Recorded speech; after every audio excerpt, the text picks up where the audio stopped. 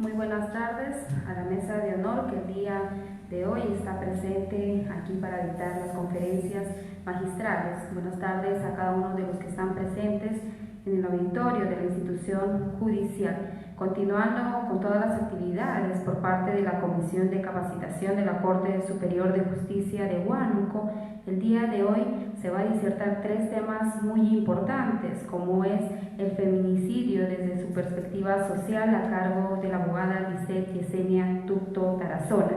Asimismo, también está con nosotros la doctora Erika Patricia Espinosa Tello, quien va a disertar el tema del proceso de la colaboración eficaz. Asimismo, también está con nosotros el servidor judicial Fernando Iván Martel Fermín, quien va a disertar el tema la falta de control de tipicidad en los juzgados de investigación preparatoria.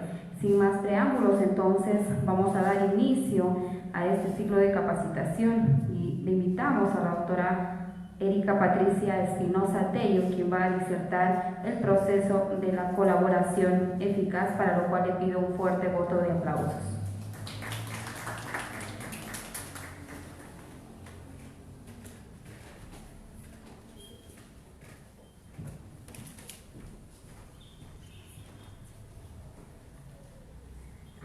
Muy bien, muy buenas tardes con todos los presentes. En primer lugar, para felicitar al presidente de la Comisión de Capacitación de la Corte, el doctor Eloy Cupe Calcina, quien tiene a bien programar este tipo de eventos en bien de la sociedad, de los trabajadores y del público participante y concurrente, ¿no? Más aún tratándose de temas muy interesantes, temas de actualidad, temas que están últimamente siendo muy tratados, temas de impacto social y bueno, pues esperemos que estos temas que se van a disertar ayuden de una u otra manera a que los estudiantes que son de la carrera de Derecho pues puedan absorber y ampliar sus conocimientos. Bien, para todos los que están presentes y tienen la oportunidad de participar, mi nombre es Erika Patricia Espinosa Tello, soy especialista judicial del segundo juzgado unipersonal de proceso inmediato y flagrancia de la Corte Superior de Justicia. En esta oportunidad, y agradecida por la invitación, voy a disertar y hacer una ponencia respecto a lo que viene a ser el proceso de colaboración eficaz. Aquel proceso pues que últimamente está siendo tocado, muy cuestionado, y bueno, este tipo de procesos que aportan y ayudan a desentrañar lo que viene a ser la criminalidad organizada. Bien, para iniciar, puedo indicarles pues que esta figura jurídica que se va a tratar del proceso de colaboración eficaz viene dando excelentes resultados en diversas partes y en diversos procesos, más aún ahora en esta actualidad que estamos viendo los famosos casos de corrupción y de crimen organizado, ¿no? Porque este tipo de procesos ya se ha dado desde hace décadas atrás, tienen sus tipos de antecedentes. Este proceso de colaboración eficaz netamente viene a ser un proceso especial, un proceso que se encuentra regulado en el libro quinto de nuestro Código Procesal Penal en los artículos 462 al 471. Este tipo de procesos, si bien es cierto, es muy diferente al proceso ordinario o común, como se puede denominar, porque está dentro de los llamados mecanismos premiales del derecho penal y procesal penal. Es decir, que hace un frente a lo que viene a ser la criminalidad organizada. Y cuando nosotros hablamos de proceso de colaboración eficaz, nos estamos refiriendo netamente a lo que viene a ser pues el intercambio de una información relevante por una mejora en la pena, ¿no? Es decir, este tipo de mecanismos se puede aplicar a una persona que está imputada o no, y también a aquella que ya ha sido pasible de una condena. ¿Para qué? Para obtener beneficios, ¿no?, a cambio de que éste brinde una información en forma verídica, oportuna y eficaz. Y esa información va a servir ¿para qué? Para nosotros conocer a la organización delictiva, para evitar los efectos de continuidad del delito, así también para poder detener a quienes son los autores o los partícipes dentro de un hecho criminoso. También va a servir para poder recuperar todo lo que viene a ser los efectos del delito. En otras palabras, nosotros al aplicar este tipo de figuras en el Perú es un gran desafío. ¿Por qué? Porque en realidad conlleva muchos riesgos, ¿no? Uno es porque el promover este tipo de procesos a través de los colaboradores se busca aprovechar al máximo toda la información o la potencialidad que estos puedan brindarnos en dar la información. Y a la vez esta información en forma oportuna va a servir ¿a qué? A que los actos de investigación que se estén llevando a cabo se pueda frenar y paralizar o neutralizar los actos de continuación de otros hechos delictivos. Entonces los objetivos netamente que tiene plasmado este tipo de procesos son varios, ¿no? Y lo que más llama la atención dentro de este tipo de procesos es que el obtener la información de fuentes directas, es decir, de los colaboradores, va a permitirnos que otras personas inocentes no sean juzgadas en forma errada y perjudicadas, ¿no? También esto nos va a permitir de que los culpables no logren pues la impunidad y que los delitos sean sancionados como corresponde. Asimismo, de que no se vea y ni se obtenga ningún tipo de beneficio inadecuado, ¿no?, por aquellos que no brindan la información correspondiente. También hemos dicho que el aplicar este tipo de proceso de colaboración eficaz va a hacer que no se evite tapar grandes responsabilidades y también que no se desvíe la información o la investigación cuando no se da una verdadera información, ¿no?, de parte de los colaboradores. Entonces, dentro de los objetivos que se logran en el proceso de colaboración eficaz es justamente lo que ya hemos referido, ¿no?, evitar la continuidad, la permanencia o consumación del delito y disminuir sustancialmente las consecuencias en su ejecución. Es decir, vamos a neutralizar con la información que nos brinda futuras acciones delictivas y a la vez vamos a evitar de que se sigan produciendo daños y que siga continuando el accionar delictivo. También uno de los objetivos que está bien marcado dentro del proceso de colaboración eficaz es que nos va a ayudar a conocer cuáles han sido las circunstancias en las cuales se ha planificado y se ha ejecutado el delito. Es decir, vamos a poder corroborar cómo se ha ejecutado y planificado un proceso delictivo, ¿no?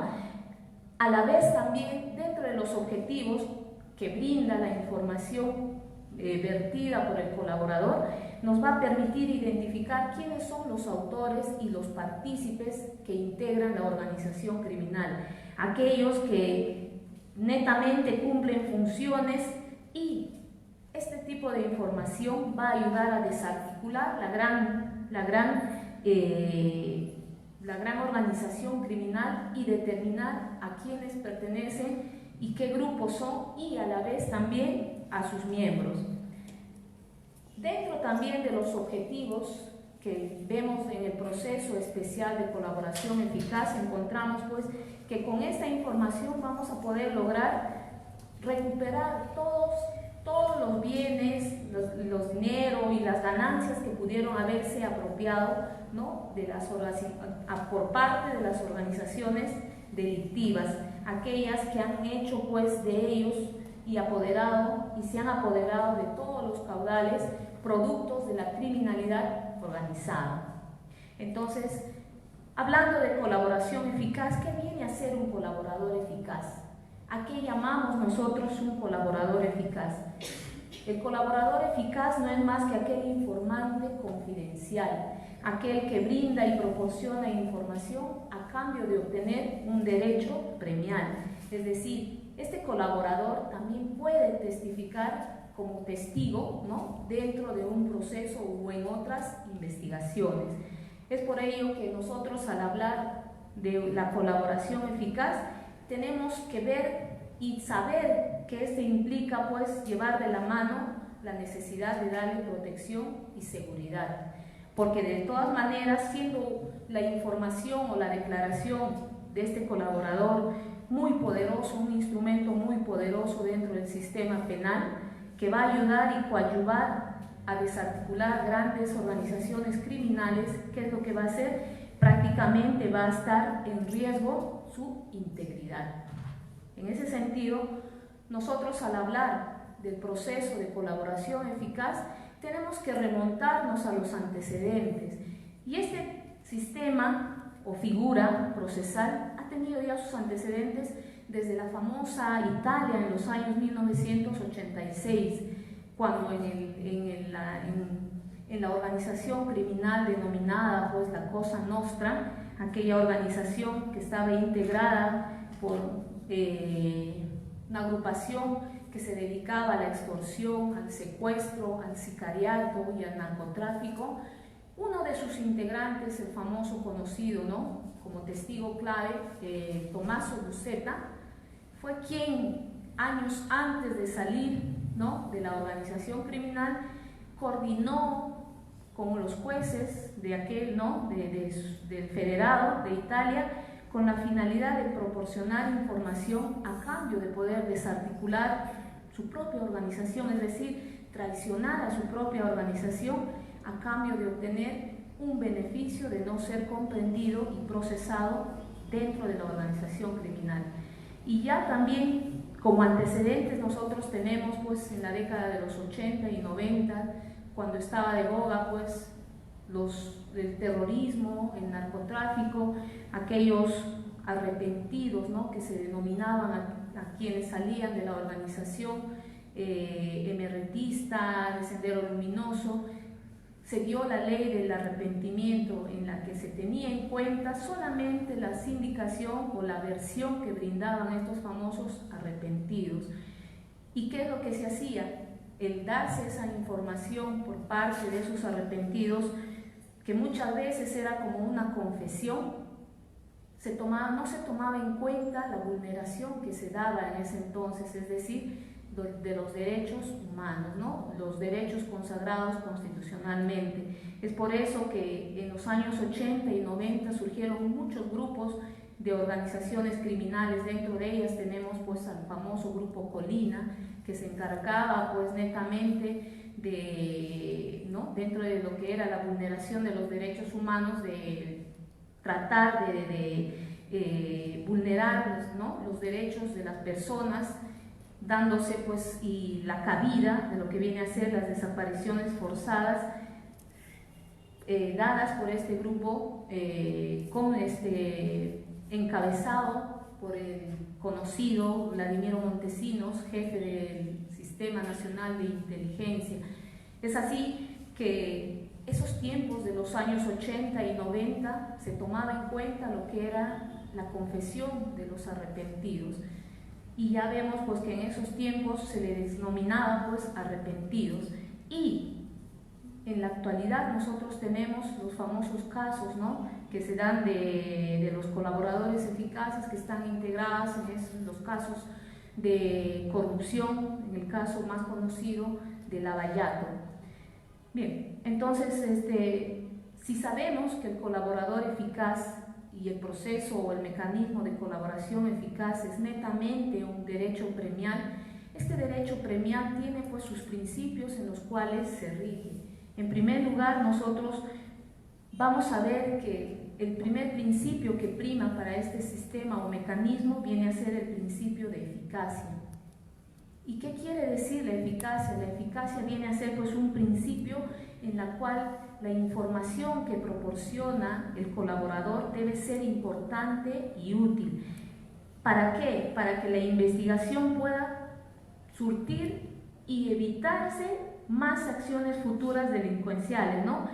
¿Para qué? Para nosotros conocer cómo se llevó a cabo, se planificó, quiénes son los autores, los instrumentos o los medios que se utilizan. Decimos que tiene que ser eficaz porque de la información tiene que cumplirse con la finalidad para la cual está destinada.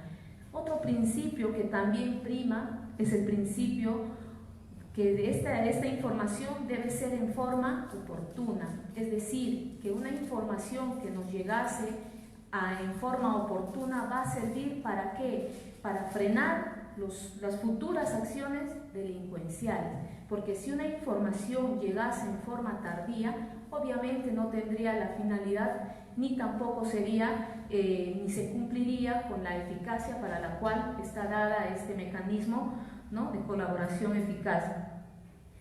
También vamos a ver que acá en este tipo de procesos prima lo que viene a ser el principio de proporcionalidad, es decir, que la información que hace entrega el colaborador eficaz o que aporta el colaborador eficaz tiene que estar válidamente comprobada y corroborada. ¿Y cómo se debe corroborar o debe ser sometida a comprobación o corroboración?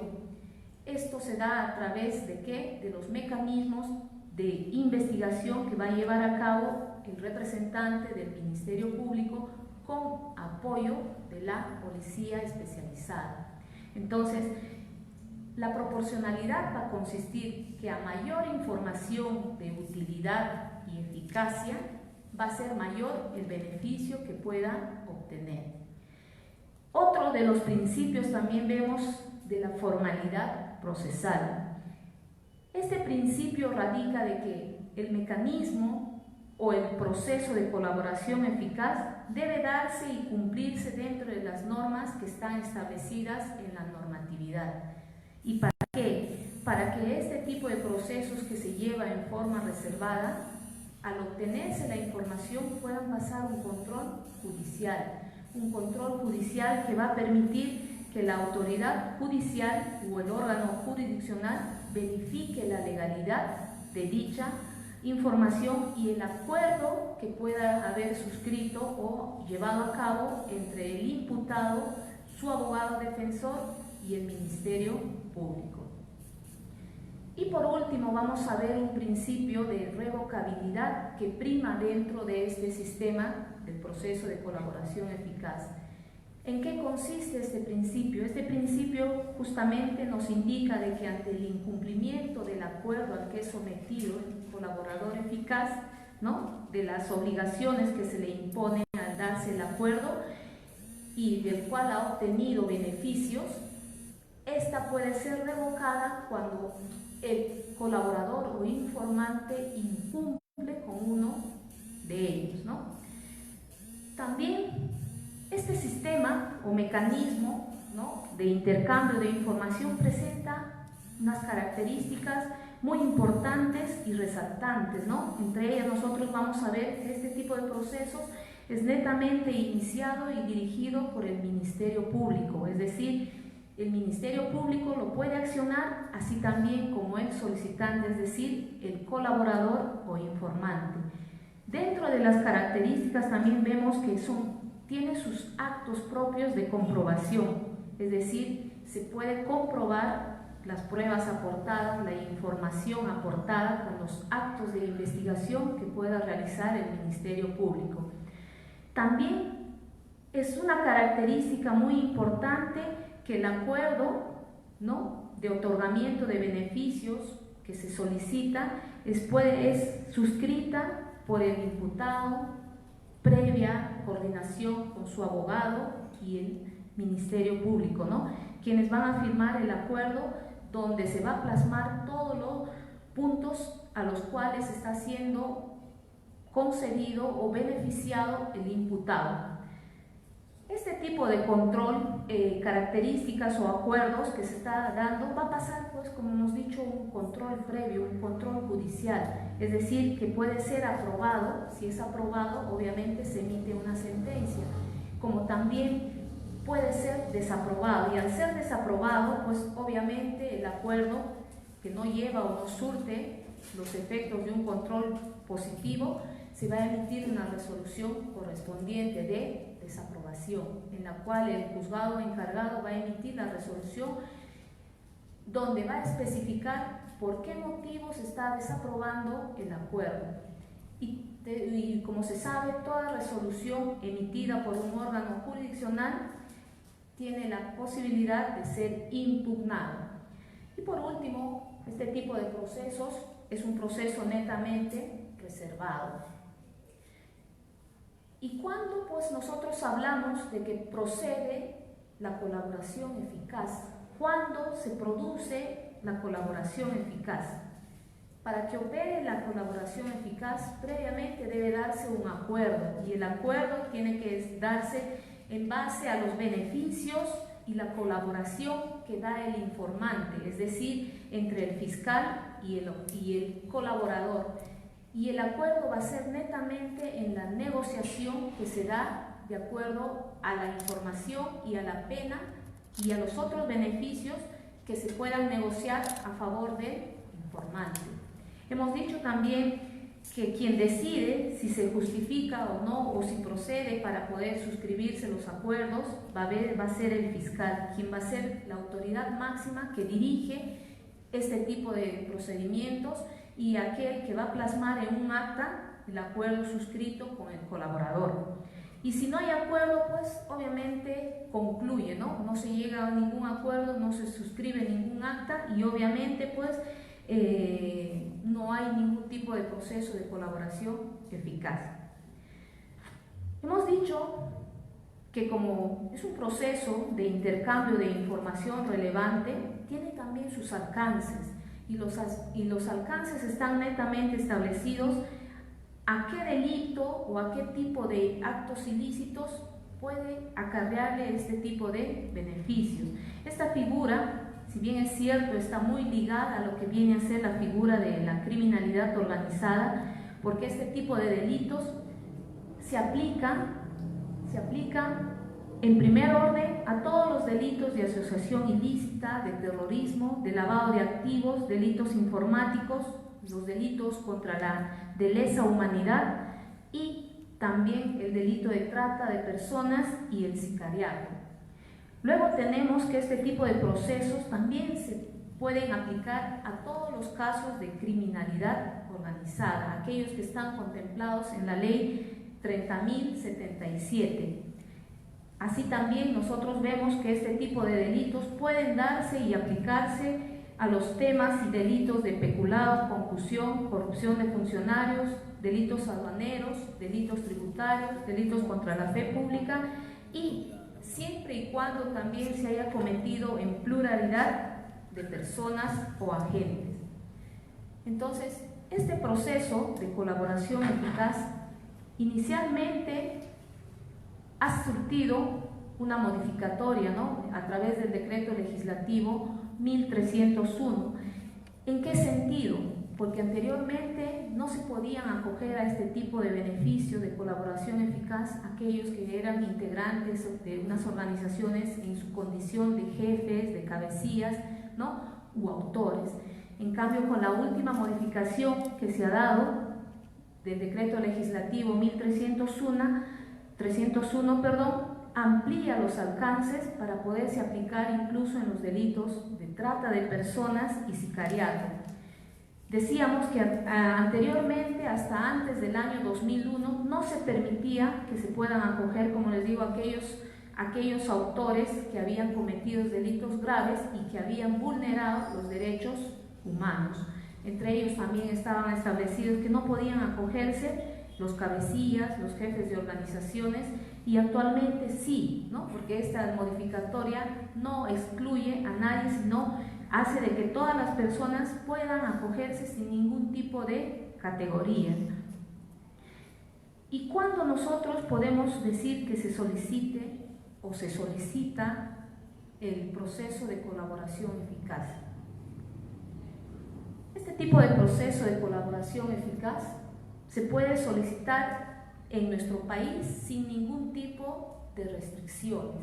Es decir, incluso aun cuando no se haya comenzado la persona a ser investigada, puede ser puede solicitarlo, o cuando también esta ya se encuentra en investigación, o también este tipo de procesos puede ya pasar a ser solicitado cuando la persona ya está en un proceso judicializado y también luego de haber sido condenado. Entonces tenemos 4 estadios en los que permite que la persona pueda solicitar acogerse a este tipo de proceso de colaboración eficaz. Y el acogerse al proceso de colaboración eficaz, ¿qué beneficios me atañen o qué beneficios me otorga la ley? Bien, la ley nos dice que para yo poder acogerme a la colaboración eficaz, es decir, proporcionar información verídica, útil, yo puedo obtener los siguientes beneficios.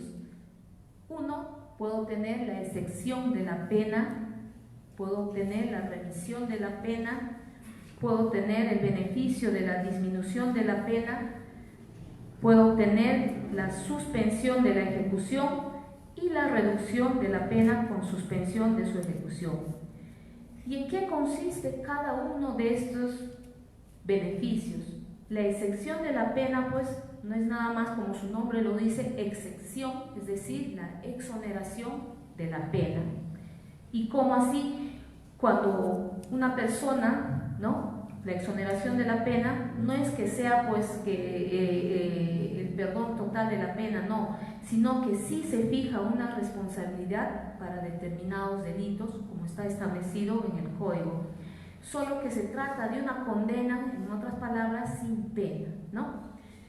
Entonces, los mecanismos para nosotros solicitar una u otro tipo de beneficios están establecidos, ¿no?, en los procedimientos, en los artículos 471, 472, 473 y 474 del Código Procesal Penal.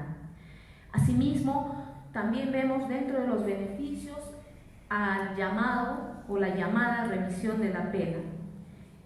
Este tipo de beneficios se aplica, como hemos dicho, hay 4 momentos en los cuales las personas que se someten al proceso de colaboración pueden solicitar obtener sus beneficios, y uno de ellos es la remisión de la pena para aquellos que ya han sido pasibles de una sentencia firme. ¿Y en qué consiste? Este tipo de información, de acuerdo a la magnitud de la información, de acuerdo a la utilidad y a la eficacia con que pueda darse, ¿qué es lo que va a hacer? Que va a hacer que la persona ya sentenciada sea exonerada de la pena que se le ha impuesto y el obtener la libertad inmediata. Entonces, no es tan cierto que digamos que ya una persona condenada no tiene el derecho de acogerse a la colaboración eficaz. Sí, puede haber sido ya pasible de una condena, pero por la información que él pueda brindar de haber pertenecido a un grupo organizado de criminalidad, ¿no?, dentro de la ley de crimen organizado, puede obtener este tipo de beneficios de la remisión de la pena, es decir, el perdón total de la pena y obtener la libertad. Otro beneficio que también acarrea la colaboración eficaz es la disminución de la pena, es decir, que se reduzca la pena en una proporción muy significativa. ¿Y en base a qué? En base a la información que pueda brindar. Si es una información que en realidad le ayude a desarticular las grandes organizaciones criminales, obviamente los beneficios van a ser mayores. Pero que si es una información que de repente es de verdad útil, pero que no ayuda a desarticular ningún tipo de organización criminal, también tiene un beneficio, sí, de una disminución de la pena en forma gradual. Entonces, la reducción de la pena también con la suspensión de su ejecución, es decir, que se va a suspender la pena ya impuesta, pero no en cárcel, sino puede ser a través de ¿qué? De un arresto domiciliario o de una pena suspendida. Entonces nosotros, para poder aplicar este tipo de proceso de colaboración eficaz y obtener los beneficios que ya hemos dicho, ¿qué es lo que se requiere?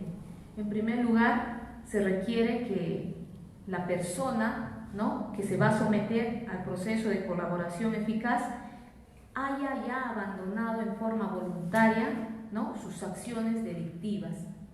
También que admita en forma libre y expresa los hechos en los que ha intervenido o se le ha imputado o que se le imputa, perdón. Y estos hechos pues va a hacer que acepte en forma total o en parte el proceso de colaboración y obviamente con eso va a obtener los beneficios que ya se han indicado.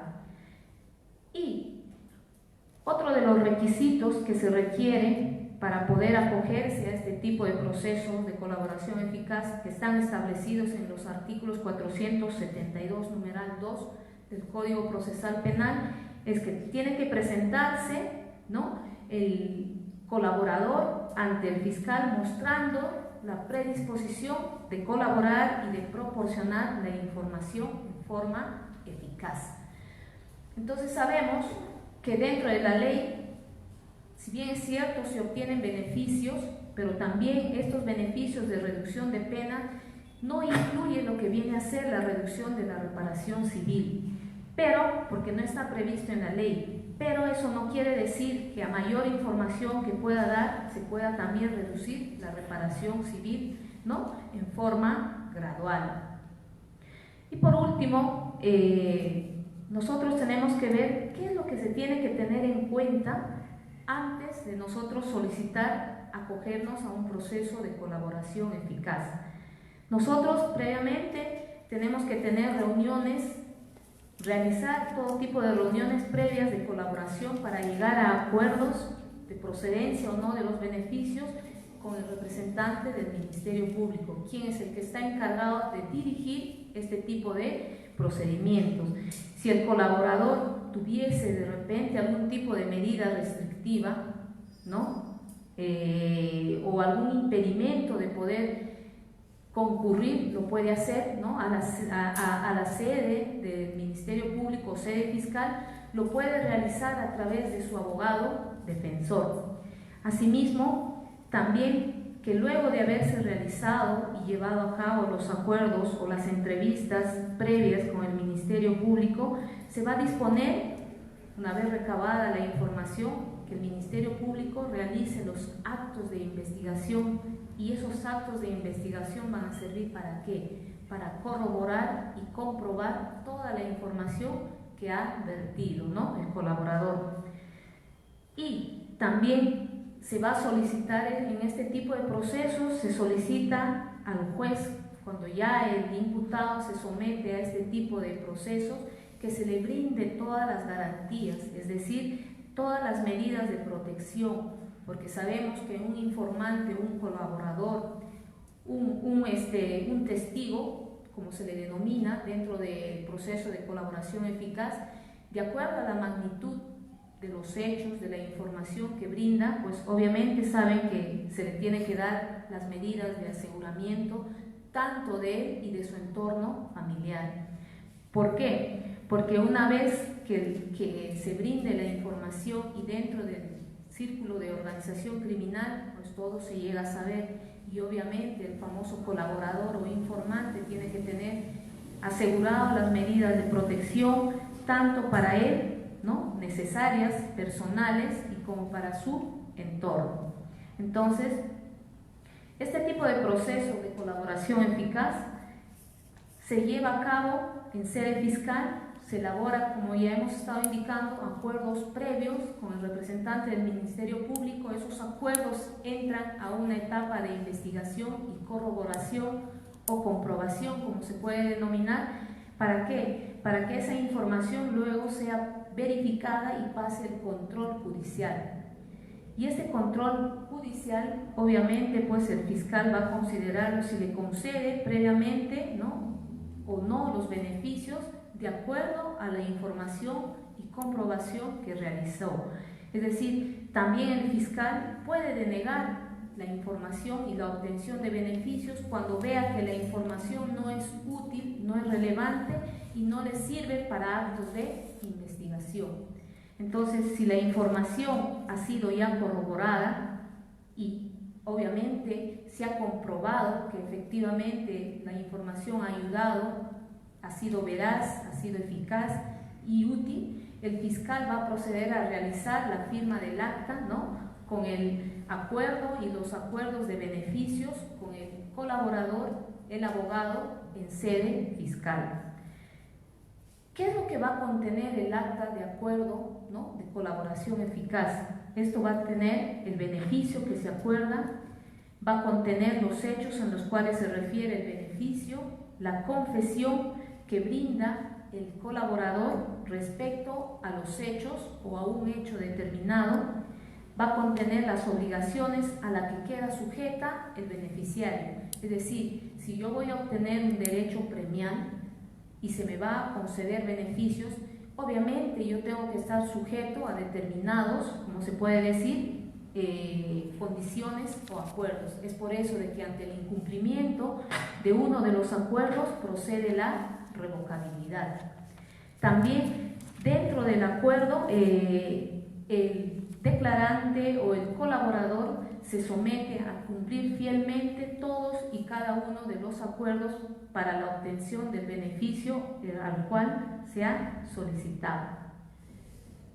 Y obviamente el trámite, ya una vez realizada el acuerdo de colaboración eficaz, pasa pues al juzgado de investigación como un control judicial. Es decir, el acuerdo con todos los beneficios de colaboración se es remitida al juzgado de investigación preparatoria, el cual el juez de investigación puede aprobar ese acuerdo, como puede hacerle pues las observaciones correspondientes. En el caso de que haya algún tipo de observación, este puede concederle un plazo de 5 días, ¿no?, al Ministerio Público para que pueda subsanar los puntos en los cuales han sido observados. Y si es que no hubiese ningún tipo de repente de observación al acta que se ha obtenido y suscrito para la obtención de beneficios, obviamente, ¿qué es lo que se hace?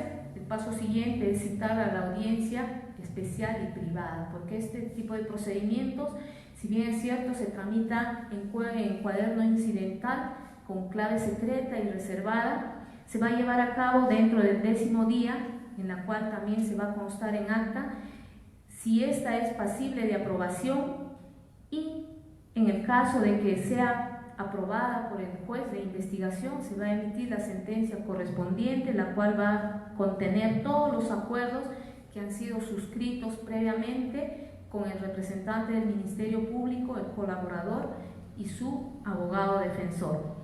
Y en el caso también de que en la audiencia se observase o el juez no aprobase, igual va a emitir una resolución en la cual va a desaprobar el acuerdo. De una u otra manera, sea admitida o no el acuerdo, o sea aprobado o no, las resoluciones que emitan los juzgados son pasibles de apelación. Bien, entonces, ya habiendo conocido cómo se da el tipo de procedimientos, cómo se tramita, qué beneficios se obtiene, nosotros vamos a indicar que este tipo de proceso de colaboración eficaz va muy ligada con la ley de criminalidad organizada. Y la ley de criminalidad organizada pues es un fenómeno delictivo que está últimamente acarreando, ¿no?, muchas consecuencias negativas dentro de nuestro Perú, ¿no? Y para eso nosotros, ¿qué podemos decir o a quiénes se denomina o a qué se denomina, ¿no?, el crimen organizado? Entonces, este fenómeno delincuencial podemos denominarla que es una agrupación de 2 o 3 personas que se reparten funciones, ¿no?, o tareas, teniendo ya una estructura organizada con diferentes campos de acción. Este tipo de organización criminal presenta un carácter estable, no es estable y permanente, no es igual a una banda delincuencial. La diferencia es que una banda se organiza solamente para determinados actos delictivos, ¿no? Cometen el acto ilícito y desaparecen hasta nuevamente reunirse cuando haya otro tipo de acción delictiva. En cambio, la organización criminal o crimen organizado, como se dice, ya es un componente organizado, estructurado, que tienen funciones establecidas y designadas a cada uno de sus integrantes.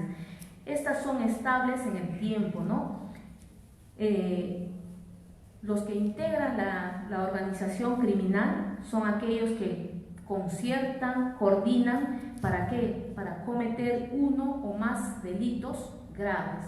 Entonces, este tipo de diferencia, ¿no?, entre banda y crimen organizado son los que están netamente ligados a lo que vienen a ser los actos de colaboración eficaz.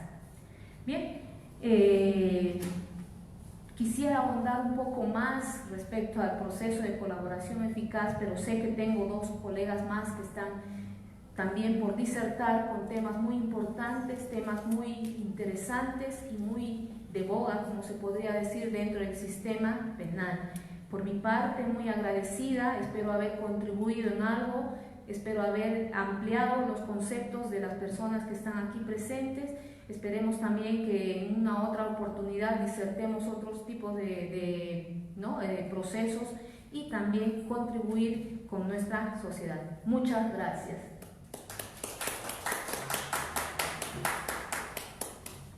Si tuvieran tal vez alguna pregunta, el público presente. Bien, el silencio dice que todos han entendido, ¿no? Eso es muy saludable. Muchas gracias, esperemos vernos en una próxima oportunidad. Le cedo el pase a la anfitriona para que pueda presentar al siguiente ponente. Muchas gracias.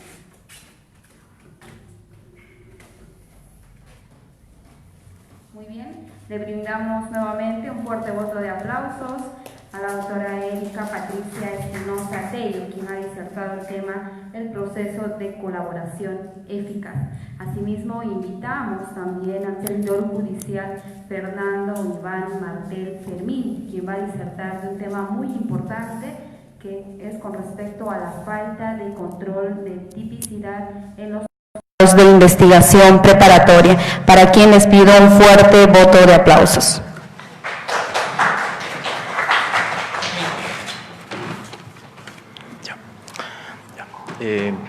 Distinguido público, tengan todos ustedes muy buenas noches. En esta oportunidad voy a presentarme. Soy el servidor judicial Fernando Iván Martel Fermín. Trabajo como servidor judicial en el módulo de justicia de la Unión, 2 de mayo. Y en esta oportunidad voy a disertar un tema muy interesante, que es la falta de control de tipicidad en los juzgados de investigación preparatoria. Para empezar este tema, voy a comenzar con un ejemplo, o la realidad, ¿no?, que suele pasar en nuestra coyuntura judicial. Resulta que vamos a poner un ejemplo, ¿no? Vamos a titular o vamos a nombrar a una persona imaginaria, ¿no? Vamos a ponerle el nombre Enrique Sin Miedo.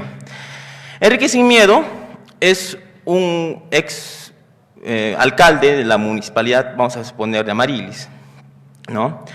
Ya. Enrique Sin Miedo, durante los 5 años o 4 años de gestión en la municipalidad, una vez culminado su mandato, le han aperturado un proceso por peculado, ¿no?, malversación de fondos, delitos contra la administración pública. Resulta que, bueno, ¿no?, llega su proceso aquí, ¿no?, en nuestro juzgado, ¿no? Llega la formalización de la denuncia, posteriormente la formalización de investigación preparatoria, y posteriormente, ¿no?, en el plazo respectivo de ley, llega, ¿no?, la formalización de la acusación, ¿no? Entonces, llegamos a este punto, ¿no?, la formalización de la acusación. Estamos en la etapa intermedia del proceso penal. Resulta que, bueno, ¿no?, el juez encargado de juzgar la investigación preparatoria, ¿no?, cita audiencia de control de la acusación, se hace el control formal y sustancial, como lo establece la norma, pero, digamos, ¿no?, vamos a suponer que el fiscal presenta un requerimiento de acusación y no está bien hecho, no está bien tipificado, no está bien, digamos, claro, ¿no?, su acusación. Entonces el juez, quizás por la carga laboral, ¿no?, admite el autoenjuiciamiento, emite el autoenjuiciamiento y posteriormente este proceso pasa al juzgamiento. Llegamos al juzgamiento y resulta que Enrique sin miedo, lo absuelven, ¿no? Al día siguiente sale la prensa, ahora, ¿no? O regional, Poder Judicial, juez de Poder Judicial, juzgado unipersonal, ¿no? Libera, ¿no? Absuelve al ladrón, ¿no? O absuelve al alcalde, ¿no? Digamos, ¿no? La coyuntura social. Entonces, ¿quién queda mal? El Poder Judicial. Pero nunca dicen, ¿no? El Ministerio Público, ¿no? Siempre es el Poder Judicial quien asume la responsabilidad, digamos, quizás del error ocasionado, el error quizás que inició el Ministerio Público. El Ministerio Público no hizo bien su trabajo. Entonces, vamos a partir, ¿no? Una vez hecho el ejemplo, del aspecto dogmático, un poco de dogmática, pero no vamos a abarcar todo porque la dogmática es tan amplia. Desde la tipicidad, ¿qué es la tipicidad? Según, ¿no? el lenguaje jurídico, la tipicidad es la adecuación de un hecho a un hipotético jurídico, que es la norma, ¿no? Entonces, la tipicidad tiene varios elementos. En la concepción finalista tiene elemento objetivo o elemento subjetivo. También tenemos un elemento propiamente normativo y un elemento subjetivo específico. Entonces, como elemento objetivo, la tipicidad, ¿no? Como le dice, la adecuación del hecho a la norma, ¿no? En este caso, ¿no? Puede que se forme ejecución del delito, o también no puede que no las haya, ¿no? En el caso del artículo 106, el que mata a otro será reprimido con pena privativa de libertad no menor de 6 mayor de 20 años, ¿no? En este caso, por ejemplo, ¿no?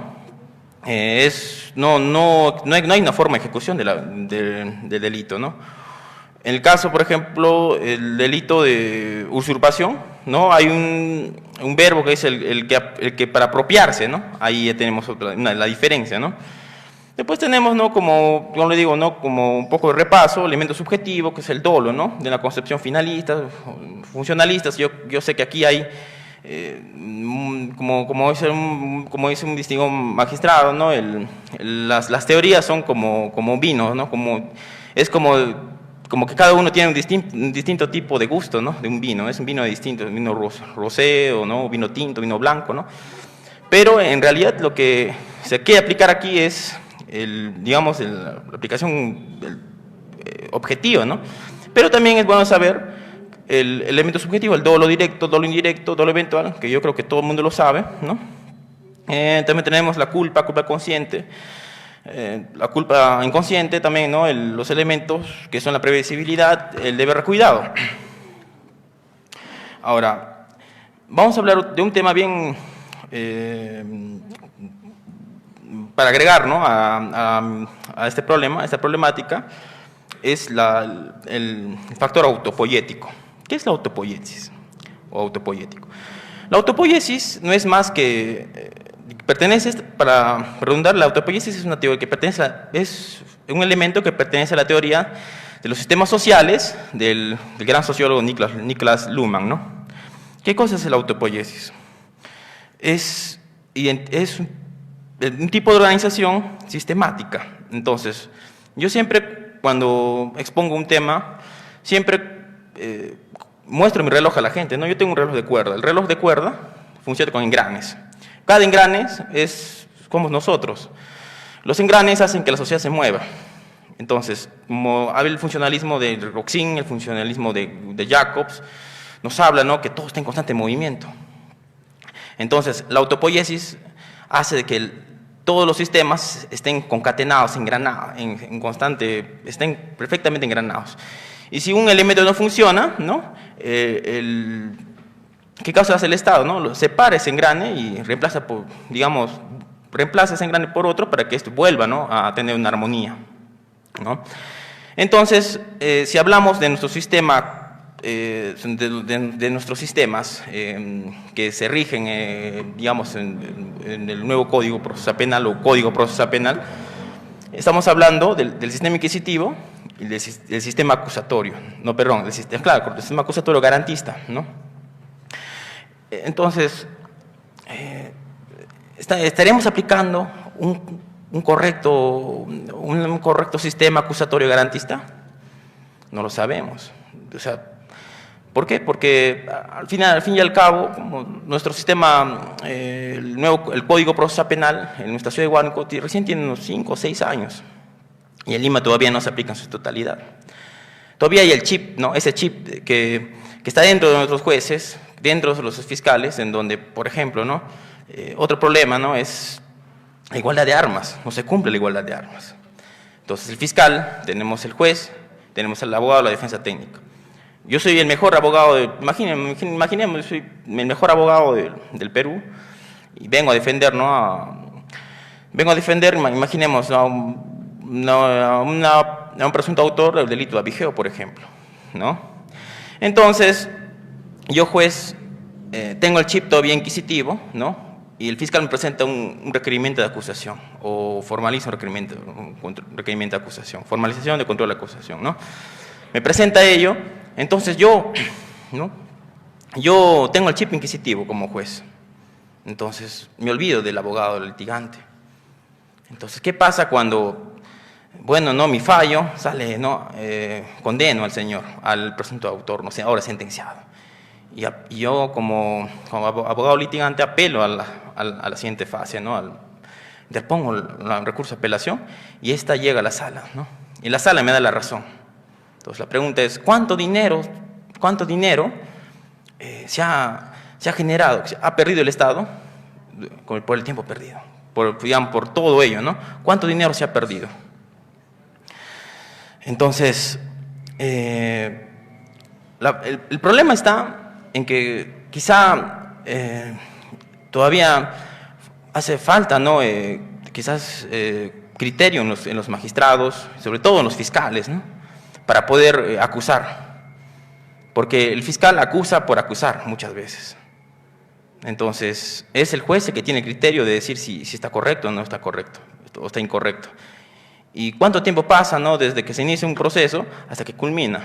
¿Y qué pasa si si ya está en etapa de juzgamiento y se absuelve al señor, se absuelve a la persona? Y esta persona tiene, digamos, elementos de convicción, digamos, tiene todos los elementos de convicción, pero lamentablemente el fiscal no ha hecho bien su trabajo y el juez lo absuelve. Entonces, ese es un problema. Entonces, el control de la tipicidad debe ser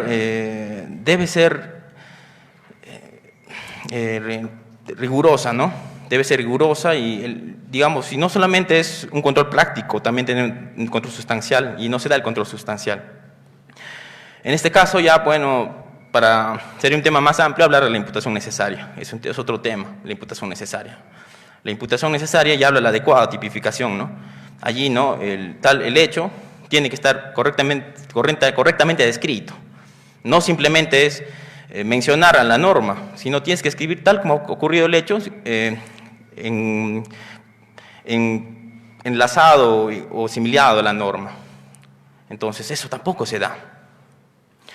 Eso es un problema que, digamos, que puede traer, digamos, muchas consecuencias, ¿no? Por ejemplo, yo como conclusiones sacaría, ¿no? No existe un adecuado control de la tipicidad. Creo que la etapa intermedia es innecesaria en nuestro sistema.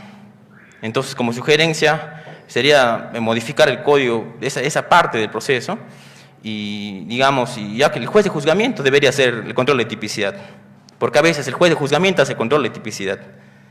O sea, el trabajo que debería haber hecho un juez de investigación preparatoria lo hace un juez de juzgamiento. Y eso creo que no debería ser así, porque la norma establece plazos, tal vez dirige conductas, ¿no? Cómo debe actuar cómo debe de llevarse a cabo, ¿no? el proceso, ¿no? Y para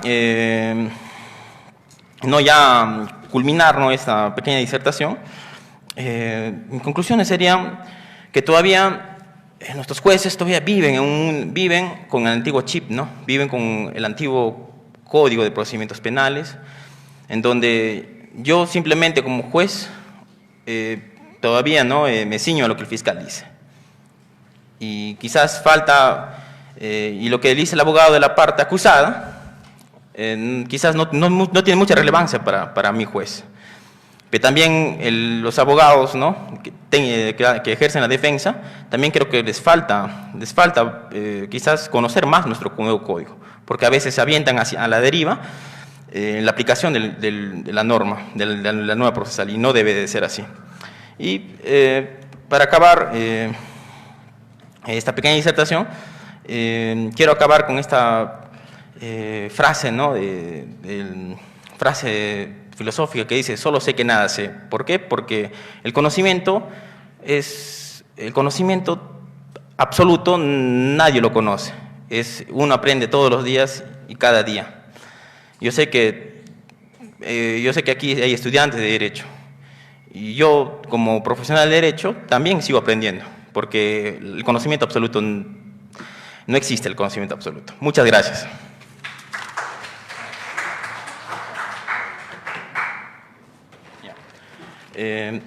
Bueno, no sé si desean preguntar algo.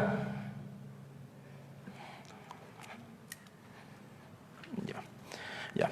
Con esto acabo mi disertación. Muchas gracias. Muy bien, agradecemos nuevamente al servidor judicial Fernando Iván Martel Fermín, quien ha disertado un tema muy importante, como es la falta de control de tipicidad en los juzgados de investigación preparatoria. Y ya tenemos también la participación de la abogada Lisette Yesenia Tugdo Tarazona, quien va a dar a conocer sobre el feminicidio desde su perspectiva social, para quien le pido un fuerte voto de aplausos.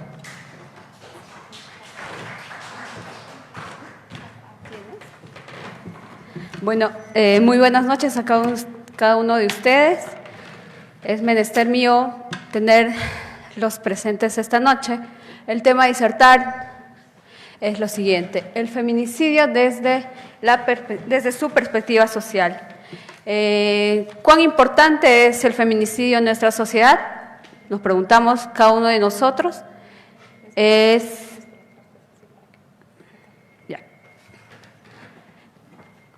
Bueno, volviendo, ¿cuán importante es el feminicidio en nuestra ciudad? Tratarlo como un tema social. Previamente vamos a definir cómo lo define la Real Academia Española al feminicidio, o mejor dicho, según ellos señalan que proviene del latín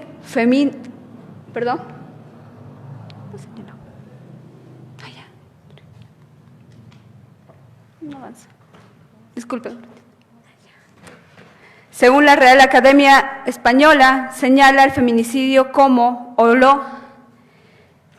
señala que proviene del latín femina, mujer, y cidio, lo que concluiría señalando asesinato de una mujer a mano de un hombre por machismo o misoginia.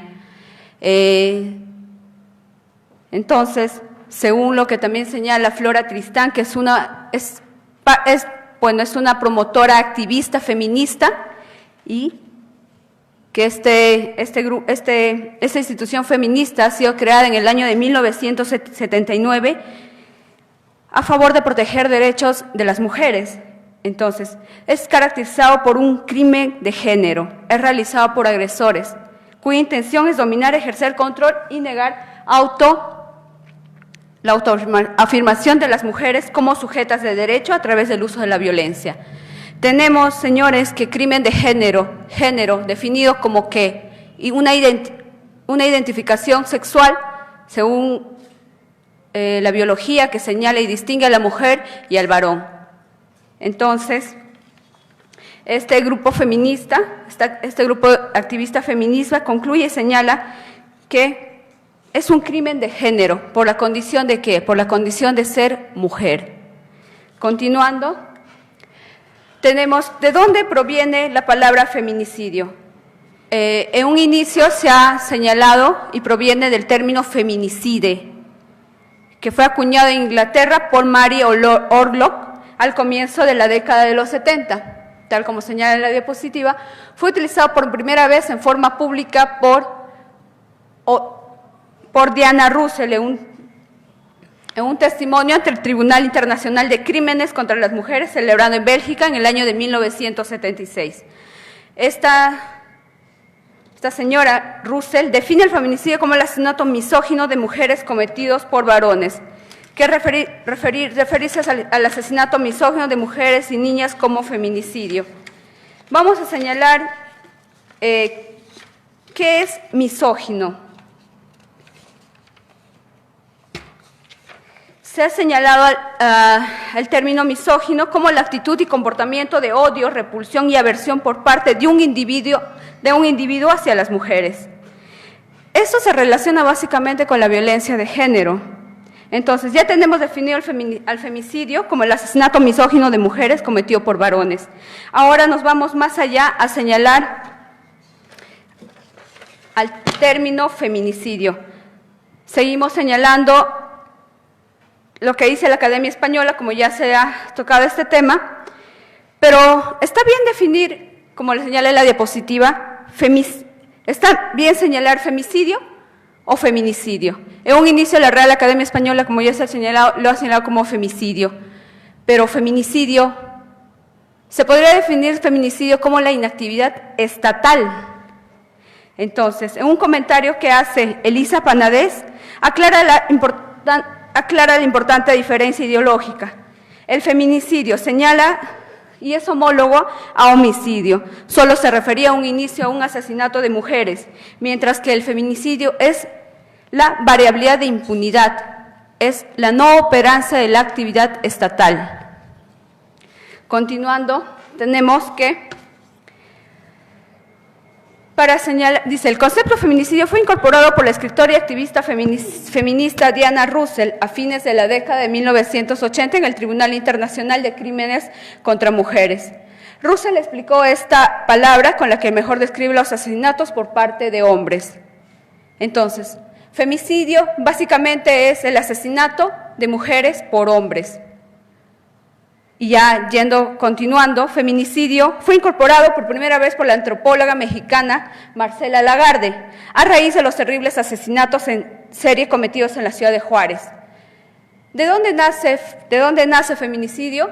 ¿Cómo se podría definir o incluir el término feminicidio en México, en la ciudad de Juárez? Hay un caso que ha sido ventilado en la Corte Interamericana de los Derechos Humanos. Es el siguiente. A ver, un ratito, por favor.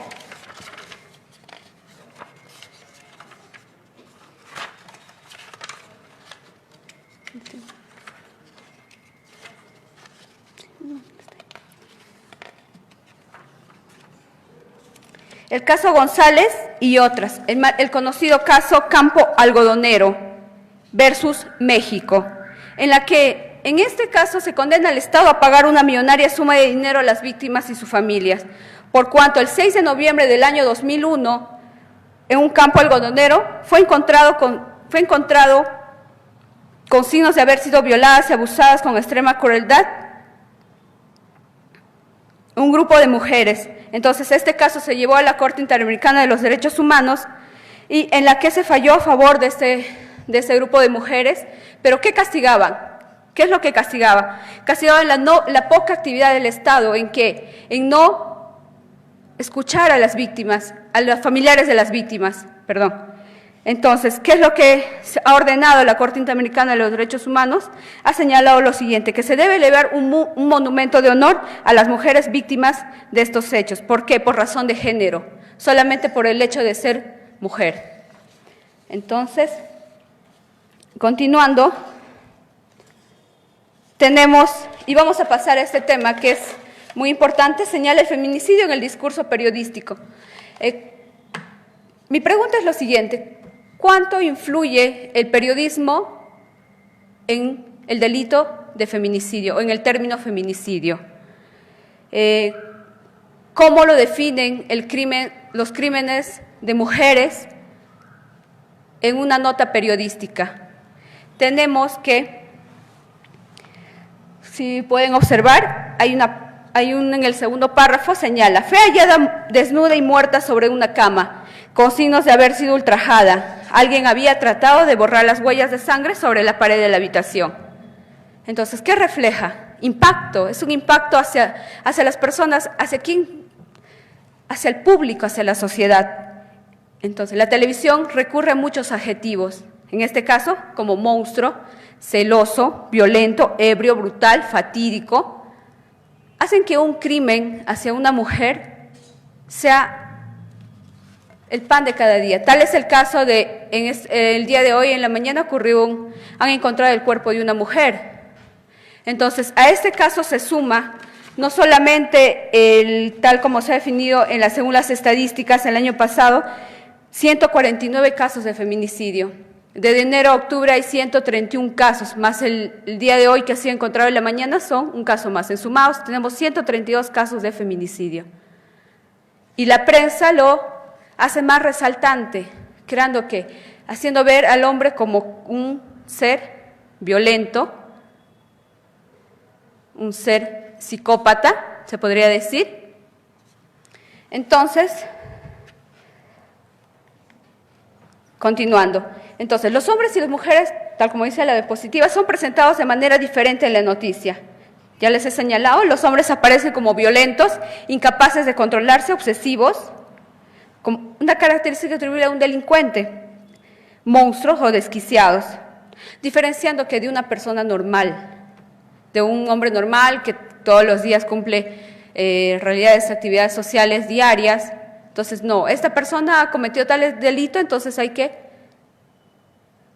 hacerlo más importante, hacerlo más, se podría decir, darle un adjetivo más fuerte al haber cometido el delito hacia una mujer, solamente por su condición de mujer. Eso castiga el feminicidio.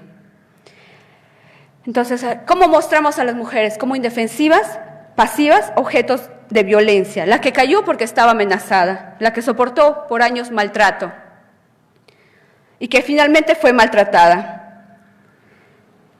Entonces, continuando, hay una parte muy importante donde señala, en la parte final dice: Mili deja en la orfandad a 2 niñas de 2 y 3 años, era madre soltera. Milagros, que tiene hijos producto de otra relación, está internada. Entonces, ¿qué es lo que hace el periodismo?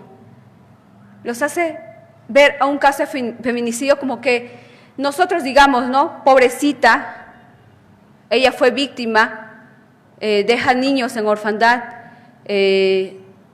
Vamos más a lo que va a pasar, a lo que debió no haber pasado. A ver, continuando, tenemos y diferenciamos el iceberg de la violencia contra las mujeres, yendo a la violencia simbólica y mediática hacia las mujeres. ¿Por qué es perspectiva social? ¿Cómo ve la sociedad al feminicidio? Entonces, en el iceberg de la violencia contra las mujeres tenemos al feminicidio. A ver, voy a salir un ratito. Ya. Disculpe que me acerque adelante, pero quiero explicarles mejor esta parte. El iceberg de la violencia contra las mujeres señala lo siguiente. Tenemos, ¿cómo lo vemos nosotros? Ahí tenemos el iceberg, vemos la parte de arriba, que es lo que nosotros vemos como sociedad. Tenemos que puede haber un feminicidio en el que haya ocurrido una violación, una agresión sexual, un acoso sexual callejero, un hostigamiento laboral, un acoso político, golpes, agresión física, maltratos, gritos, amenazas, insultos, acoso virtual, racismo, discriminación. Esto está incluido dentro de los tipos de feminicidio. ¿Y qué es lo que esconde? Esconde una violencia simbólica. Se podría decir una violencia simbólica, humillar, bromas machistas, publicidad sexista, la invisibilización, micromachismos, desvalorizar, culpabilizar. Entonces, tenemos dentro del iceberg lo que arriba es lo que solamente observamos como sociedad. ¿Qué es lo que vemos? ¿Qué es lo que vemos día a día? Y el periodismo se podría decir que es algo importante en la sociedad, pero ¿qué muestra? Solamente lo que ha sucedido. Pero dentro de eso, abajo, lo que no se ve, hay una parte muy importante en esto que es bromas machistas. Muchos de los que están presentes son varones.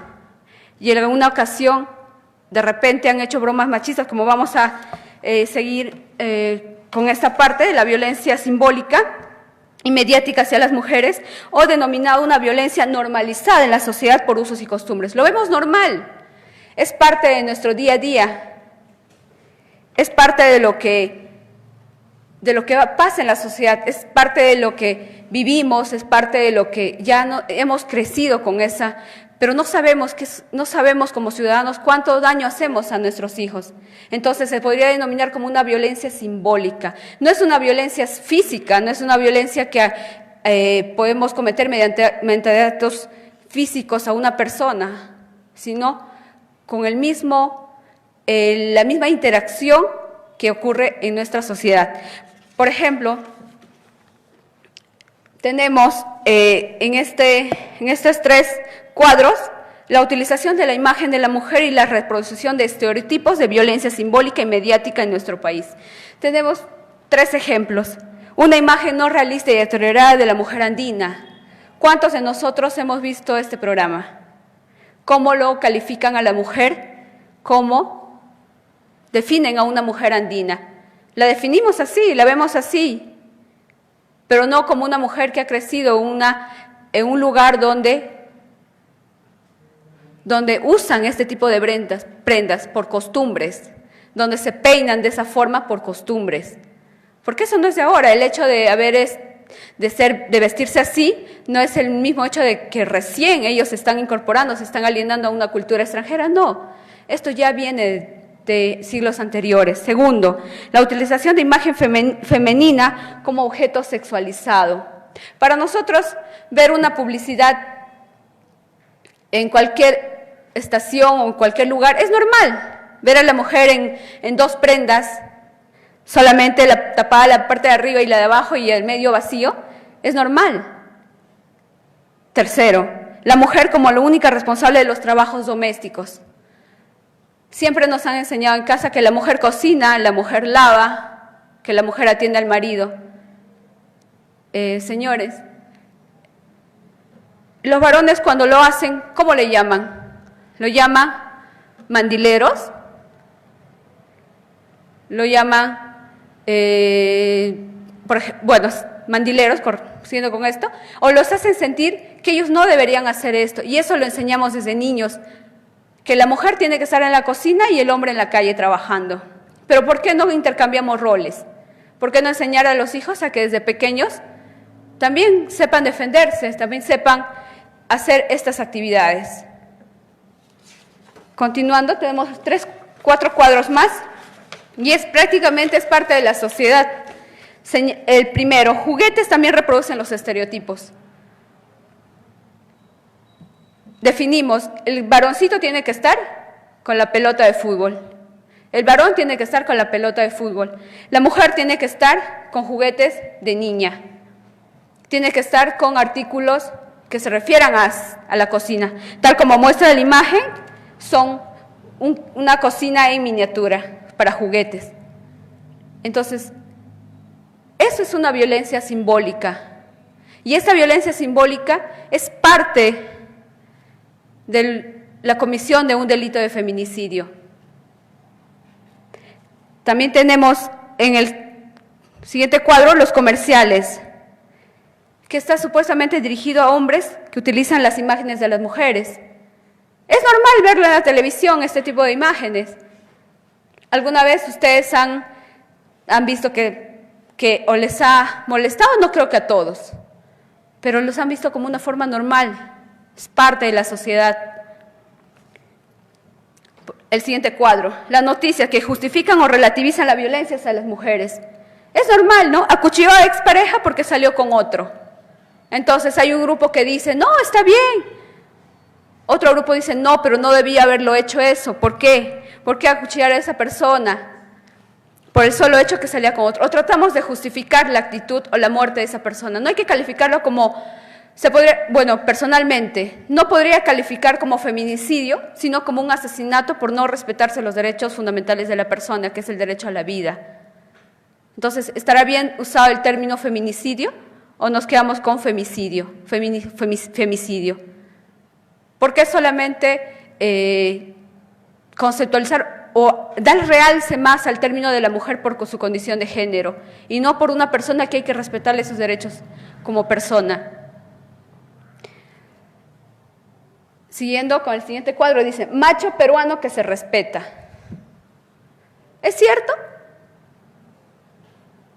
Lo hemos visto de una forma normal, lo hemos visto en las redes sociales, en el Facebook, y nos hemos reído, lo hemos tomado como algo gracioso, pero no nos damos cuenta que somos parte de esta violencia simbólica. Ya muy pronto, no me voy a dejar de mencionar esto, el 25 de noviembre se celebra el Día Internacional de la Eliminación de la Violencia contra la Mujer. ¿Qué señala el Ministerio de la Mujer y Poblaciones Vulnerables? ¿Cuál es su frase de este año? La indiferencia también es violencia. Entonces, este programa, y tal como señala la ley que regula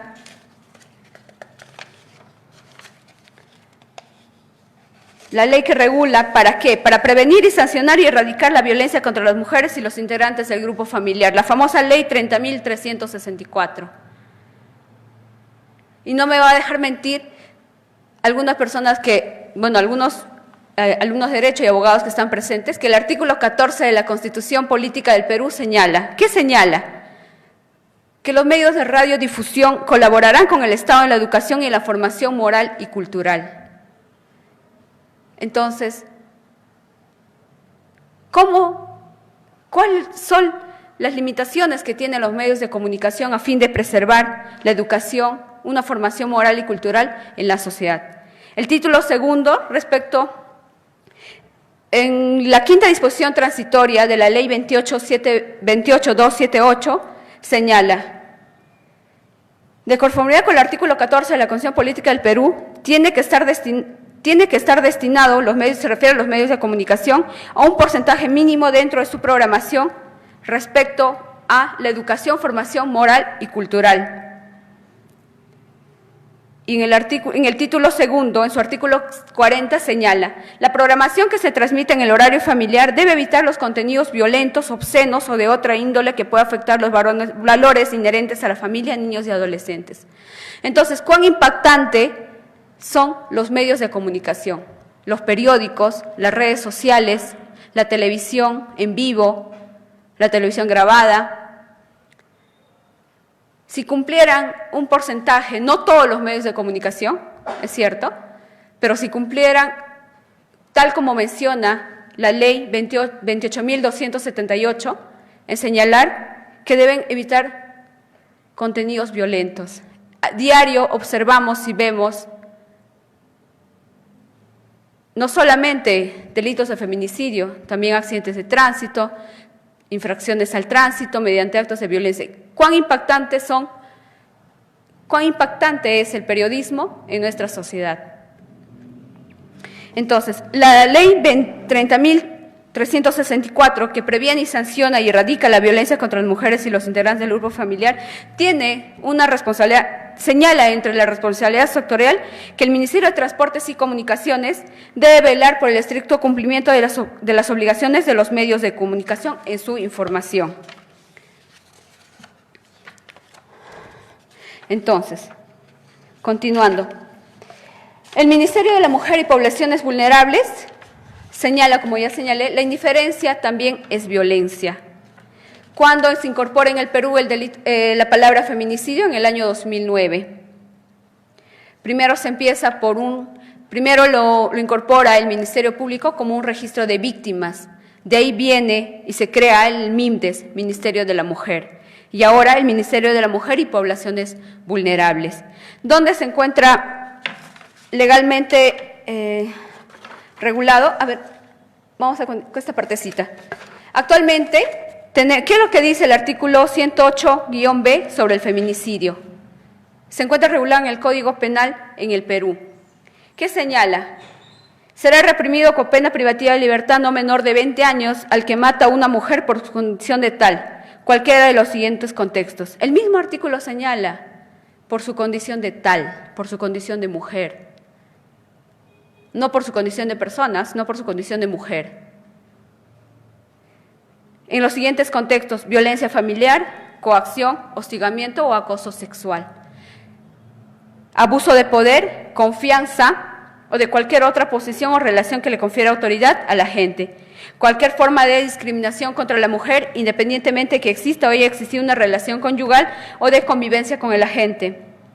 Dice en su segundo párrafo: la pena privativa de libertad no será menor de 30 años cuando ocurra en cualquiera de las circunstancias agravantes, si la víctima era menor de edad o adulta mayor, si la víctima se encontraba en estado de gestación, si la víctima se encontraba bajo cuidado o responsabilidad del agente, si la víctima fue sometida previamente a violencia sexual o actos de mutilación, si al momento de cometerse el delito la víctima tiene cualquier tipo de discapacidad, si la víctima fue sometida para fines de trata de personas o cualquier tipo de explotación humana, cuando hubiera ocurrido cualquiera de las circunstancias relevantes establecidas en el artículo 108, si en el momento de cometerse el delito estuviera presente cualquier niña, niño o adolescente. Si el agente actúa en estado de ebriato o presencia de alcohol en la sangre, proporción a mayor a 0.25 gramos de litro, o bajo efectos de drogas tóxicas, estupefacientes, sustancias psicotrópicas o sintéticas. Y señala en el tercer párrafo: la pena será de cadena perpetua cuando ocurran 2 o más circunstancias agravantes. Hay una pena de inhabilitación y también la incorporación de los artículos 75 y 77 del Código del Niño y del Adolescente. Ahora nos preguntamos, ¿en algún artículo del Código Penal existirá algún proyecto, para incorporar en algún artículo del Código Penal, existirá un proyecto también que diga cómo podríamos definir al hombre en todas estas circunstancias? El hecho de matar al varón por su condición de varón. Vamos ahora cómo se define el odio hacia los varones. Se define, según la literatura, como misandría. ¿Qué es la misandría? Odio hacia los varones que se sienten y experimentan algunas personas. Entonces, si hemos señalado que el femicidio es un asesinato misógino de mujeres cometido por varones, entonces podemos decir que el asesinato es misandría cometido hacia varones. Eso lo dejo para que ustedes entiendan que no solamente es el feminicidio, no solamente hay que señalar o hay que hacerle resalte al feminicidio por su condición de mujer. Es cierto, existe esa palabra, pero no hay que verlo de esa forma. Bueno, posición mía, no hay que verlo de esa forma. Continuando, tenemos un caso ahí, que también ha sido una nota periodística y ha señalado lo siguiente. Dice: un caso de presunto feminicidio se reportó en Lima, en el distrito del Agustino. María Luz Zabaleta Choque, de 28 años, murió luego de ser ahorcada por un cinturón por su pareja, Edwin Kennedy Vargas Coxi. Ambos estaban discutiendo el día de ayer, sábado 12, durante toda la noche. Se conoció que fue la hija de ambos quien dio aviso a los vecinos, luego de ingresar por la ventana de una de las habitaciones y encontrar muerta su madre en la habitación. Peritos de la Policía Nacional y de la Fiscalía de la Nación se encuentran en el condominio Eucaliptos Block 334, urbanización Santoyo, lugar donde ocurrió el trágico hecho, para continuar con las investigaciones del presunto asesinato. Esta noticia criminal ha sido recién, con fecha 13 de octubre del año 2019. Tenemos, como ya les he indicado, el día de hoy que se le ha encontrado a una mujer muerta y supuestamente asesinada por su pareja, enterrada, cuando ya estaba desaparecida días anteriores. Tenemos también el caso en Huánuco de la señorita Damaris, que sí encontrada muerta, también asesinada por su pareja. Pero estos homicidios, este feminicidio no viene de un solo acto, viene con actos anteriores. Entonces, ahí entra la palabra feminicidio, según lo que se define teóricamente. La inactividad o la impunidad del Estado. Cuán importante es para las instituciones, en este caso para el Ministerio de la Mujer y Poblaciones Vulnerables, realizar un mejor control en las familias que son víctimas de violencia familiar. Las leyes están dadas, las leyes están prescritas para proteger a las mujeres y a los niños, pero el Estado se preocupa por proteger la salud mental de las personas, se preocupa por realizar charlas psicológicas, incorporación de psicólogos en las escuelas para mejorar. ¿Cuántos niños son víctimas de violencia familiar o violencia de género o bullying en los colegios? Solamente el Congreso nos da normas, nos da leyes para que la población se vea satisfactoriamente convencida de que el Estado está realizando algo. Entonces, podemos clasificar al feminicidio de acuerdo a la relación víctima-agresor. Tenemos un cuadro. De acuerdo a este cuadro, se clasifica por compañero íntimo al feminicidio, en su relación de víctima-agresor. Por compañero íntimo, amante, compañero permanente, esposo, ex-esposo, ex-amante, ex-compañero, novio, pareja. Es decir, lo puede cometer cualquiera de estas personas. Como íntimo, distinto a compañero sentimental, amigo, cuñado, hermano, hijo, padre, padrastro, primos, otros familiares. Como no íntimo, agresor, desconocido, arrendatario, cliente, compañero de estudio, compañero de trabajo, conocido sin trato, delincuencia común, desconocido, empleado, pandillas y vecinos. Me cabe recordar que dentro de esta clasificación, en lo no íntimo, el caso de la señorita Evi Ágreda, donde solamente era su compañero de trabajo y le roció gasolina en un autobús. Entonces, clasificamos el feminicidio dentro de este cuadro. Continuando, tenemos la siguiente diapositiva que me permite compartirlo con cada uno de ustedes, en señalar que el Ministerio de la Mujer y Poblaciones Vulnerables, como ya les he señalado, cumple sus funciones de publicitar, cómo buscar proteger a las víctimas. Entonces, ahí en ese cuadro señala, y si procedemos a leer, señala, si decidiste poner fin a tu relación, no vas a separarte, no se lo digas a solas, ve acompañada de un familiar o amigo. Si nos ponemos a pensar con solamente señalar ello, ¿qué nos está señalando? ¿Qué nos da? ¿Qué entendemos por esto? Que hay muchos casos de feminicidio que es a consecuencia de solamente ir a ver a tu expareja. Pero ¿qué hacemos? Ya de por sí ya lo han calificado al hombre en sí, al varón, como aquella persona que va a cometer ese delito. Entonces, esta es parte de la cartilla de alerta de seguridad que publicó el Ministerio de la Mujer y Poblaciones Vulnerables, como un serio de consejos para evitar. No solamente es este consejo, tiene varios consejos más que lo ha realizado el Ministerio de la Mujer y Poblaciones Vulnerables. Entonces, para concluir, podríamos definir al feminicidio y tomarlo como causas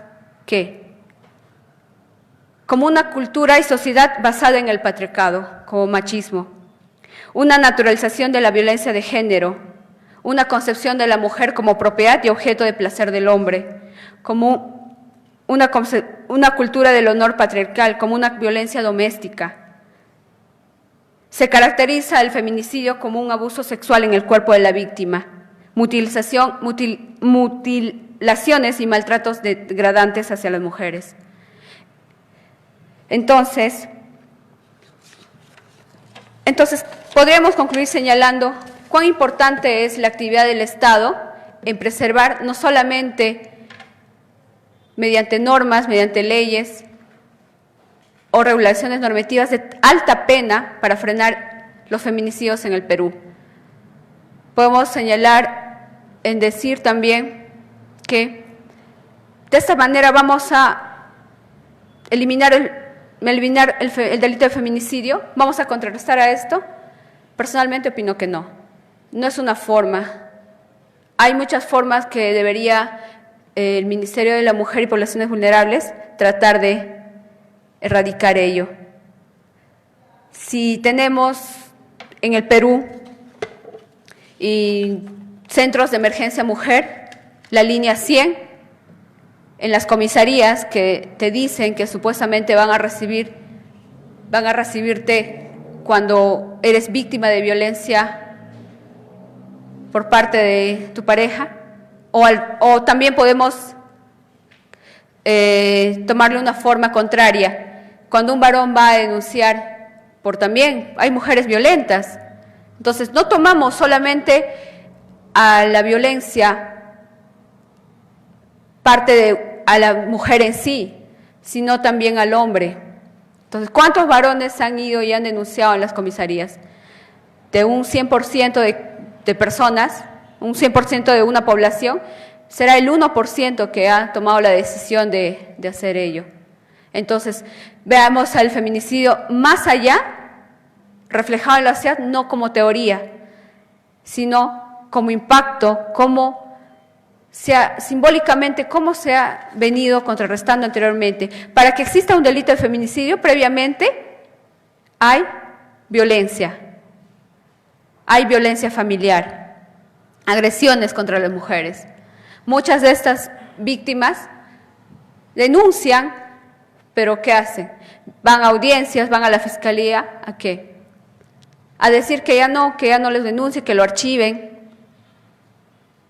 Entonces, muchas veces hasta van y hablan con los fiscales en señalar que por favor no, que nunca ha sido así, que nunca ha pasado así, que nunca me ha pegado, que nunca me ha dañado. Pero no les importa más allá los niños. Si se pelean o no se pelean delante de los niños, solamente se preocupan en su relación de pareja. Entonces el Estado, pienso, que debería entrar más a un tema de protección, creando centros especializados a fin de resguardar la integridad mental de los niños, para tener una generación no solamente de personas, sino de personas que puedan respetar. No solamente es el respeto hacia las mujeres, porque son de mujeres, soy mujer y todos merecemos respeto, sino un respeto como seres humanos, tal como señala la Constitución. El respeto a la dignidad e integridad de la persona. Buenas noches, eso es todo. Gracias.